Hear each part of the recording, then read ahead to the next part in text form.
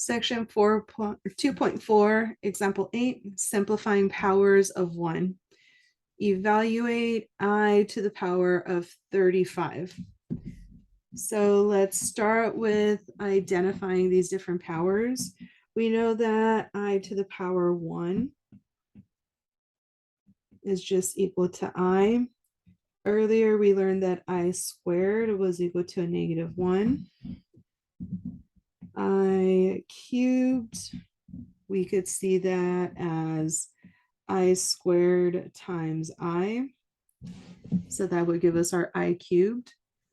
We know that I squared is negative 1 times I. So I cubed is actually just I to the power, I'm sorry, negative I. And let's give I to the power 4 a try. I to the power 4 is actually equal to I squared times I squared, which in this case is going to be negative 1 times negative 1. And that's going to give us a positive 1. And if we continue this, I to the power 5, that's going to be I to the power 4 times I. We already determined that I to the power 4 is 1. So 1 times I, that gives us I. And we multiply another I, and it'll give us this. Multiply another I, it'll give us this. Multiply another I, it's going to give us 1. So our magic value here is I to the power 4, because anything times 1 is still going to be itself. So what we're going to do is look for how many I to the power 4s we could take out.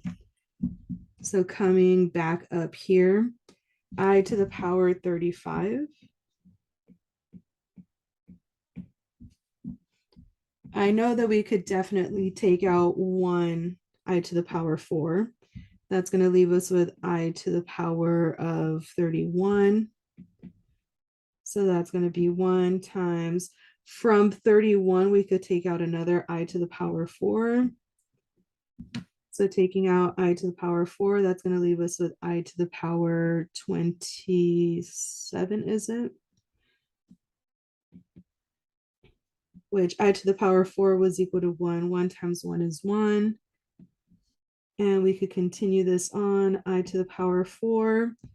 We know that I to the power 27, we take out 4, that leaves us with I to the power of 23.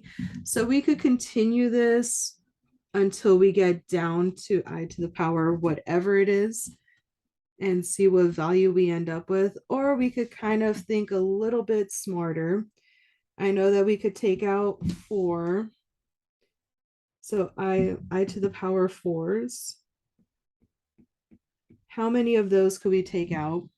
So I to the power 4s, we have 4, 8, 12, 16, 20, 24, 28, 32, 36.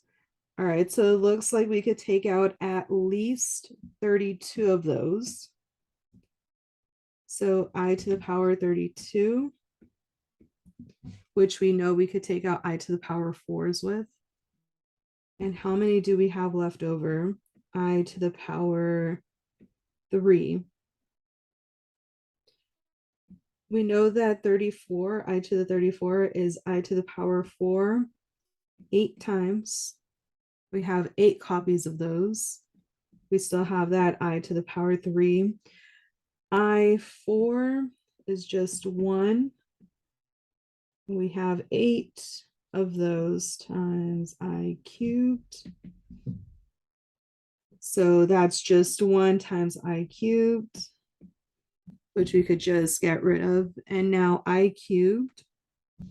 Earlier, we mentioned that I cubed was just equal to negative I.